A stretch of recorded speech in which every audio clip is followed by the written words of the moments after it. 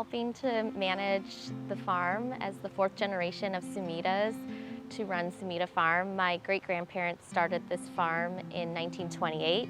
My grandfather took over management with my grandma, Norma and Masaru Sumida, in about 1950s. And then my auntie Barbara Sumida and her brother David Sumida, they ran the farm for the third generation.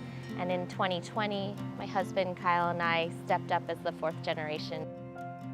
Knowing that we could carry on this family legacy was really important to us. We didn't want to be the generation that walked away and ended, you know, this 94-year history. Yeah, and it's been very fulfilling, primarily because we have two young daughters.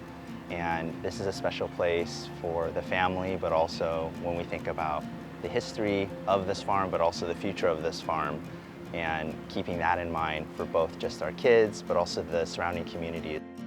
All of this used to be farmland, so we were one of many farms in this area, and you know, long before my family came along, Native Hawaiians were farming this land, and honestly, it was able to probably just completely sustain a whole community. So we're one of the last farms remaining in this area, and we are the largest producer of fresh watercress for Hawaii. And so we take that responsibility very seriously. And one of the keys to our watercress tasting so good and being what we think is the best in the world is our Kalauao springs that feed this ʻAiea.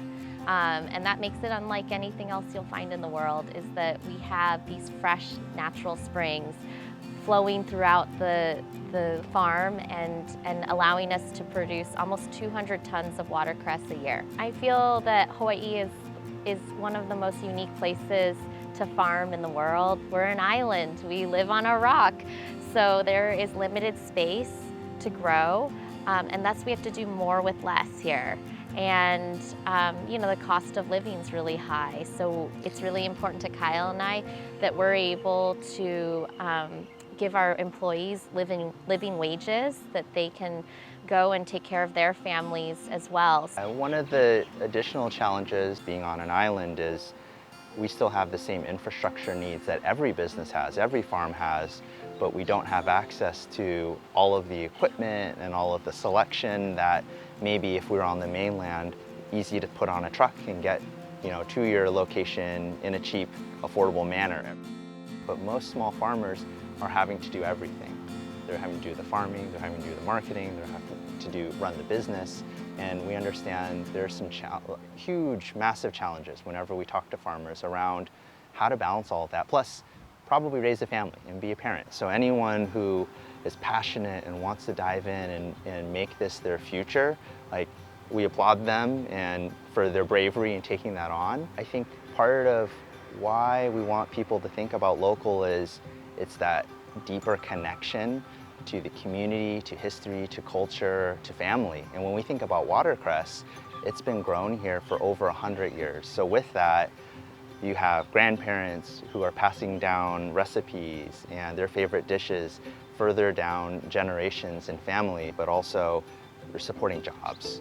Jobs here locally are field workers, our front operations staff, but also every one of our vendors and partners that we work with locally that are connected, and even our customers that are all supporting and feeding everyone here locally. I would say the biggest thing the community can do to support local farmers is get involved, share our stories, and I think this current generation that wasn't available to previous generations and previous farmers is the impact of social media.